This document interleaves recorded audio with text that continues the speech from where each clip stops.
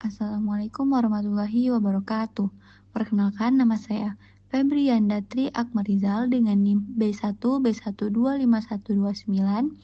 Baiklah, di sini saya akan menjelaskan tentang penjelasan yang bertema politik dengan judul isu dan konsep politik serta trik memilah fakta di era digital.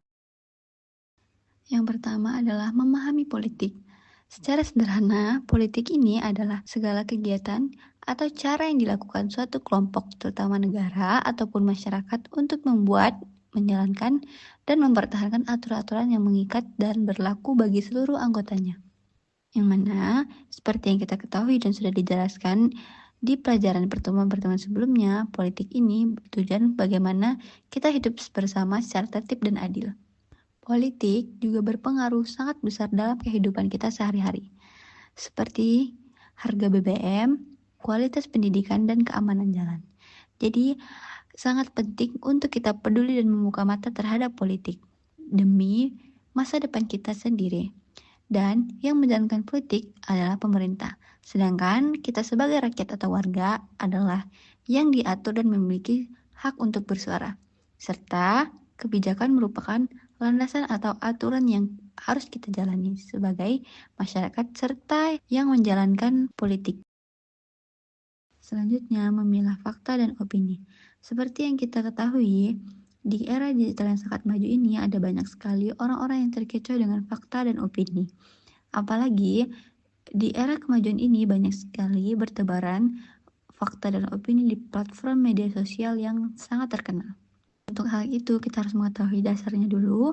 Fakta itu merupakan sesuatu yang terbukti kebenarannya dan didukung oleh data, angka, atau rekaman. Tidak bisa diperdebatkan karena itu sudah pasti kebenarannya. Nah, sedangkan opini itu adalah penilaian atau keyakinan pandangan seseorang terhadap sesuatu. Contoh, dengan opini ini, ada seseorang yang beropini kenaikan anggaran itu pasti merugikan rakyat kecil. Ini menurut opini seseorang. Nah, untuk itu, agar kita tidak terkecoh dengan opini dan fakta yang sangat bertebaran di era kemajuan digital ini, tentu ada langkah sederhana saat membaca konten politik di media sosial ini. Nah, yang pertama yaitu mengecek sumber, yang kedua cek bukti, dan cek silang. Cara sederhananya, cek sumber ini kita harus mengetahui siapa yang menyatakan berita ini, apakah media resmi, pejabat yang berwenang, atau hanya akun anonim atau akun bodong. Sedangkan bukti itu seperti adakah data yang disertakan, angka, foto, ataupun kutipan narasumber yang jelas. Nah, sedangkan cek silang ini bermaksud apakah adakah media yang lain yang menyatakan tentang berita ini. Jika hanya satu sumber yang melaporkan berita ini, berarti belum tentu akan kebenarannya. Oleh karena itu, kita harus membandingkan dan mencari dengan sumber-sumber kebenaran yang lainnya. Selanjutnya yaitu hak dan kewajiban kita sebagai warga yang berperan aktif dalam berpolitik. Untuk itu kita harus mengetahui apa itu hak dan kewajiban terlebih dahulu. Hak ini secara sederhana adalah apa yang harus kita dapatkan dari negara. Sedangkan kewajiban adalah tanggung jawab yang kita penuhi sebagai anggota masyarakat dan negara. Nah, di dalam hak, kita dapat mengajukan kepada negara atau pemerintah demi kesejahteraan dan kebebasan kita. Nah, yang pertama yaitu ada hak bersuara dan memilih. Ini adalah hak politik paling dasar.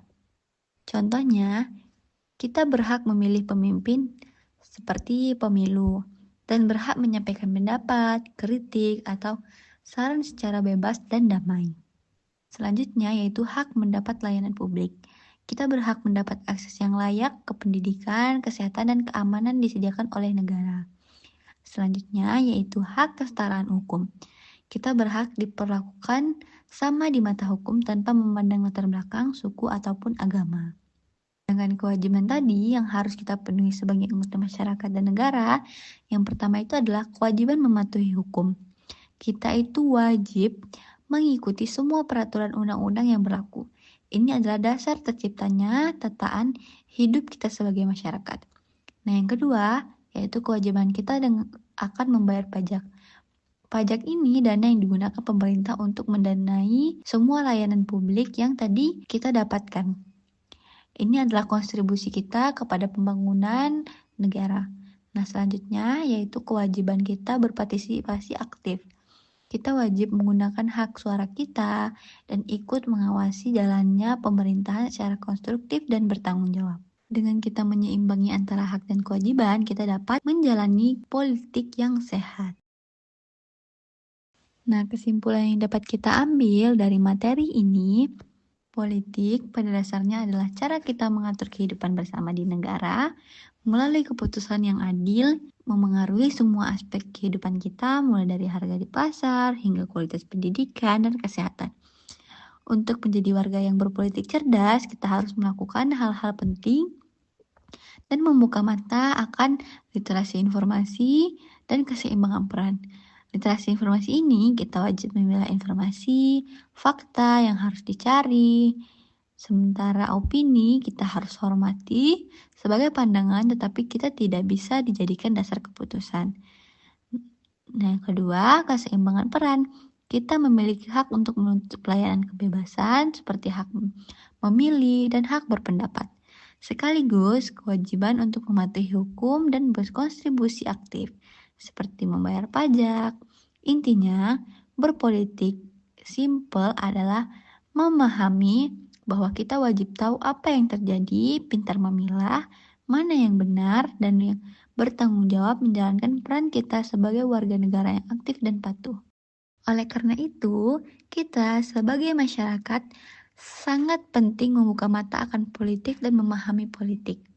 Karena dengan ini kita tahu bagaimana politik ini berjalan, berkelola, di mana kekurangan dan kelebihannya, serta hak dan kewajiban kita, dan cara kita memahami politik dengan baik dan benar.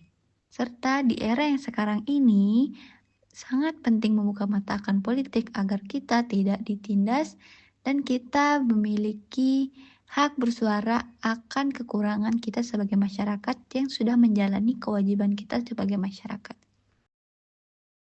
Baiklah, sekian penjelasan dari saya, Febriatri Akmarizal. Mohon maaf apabila ada kesalahan dalam berkata dan menyampaikan materi. Terima kasih. Wassalamualaikum warahmatullahi wabarakatuh.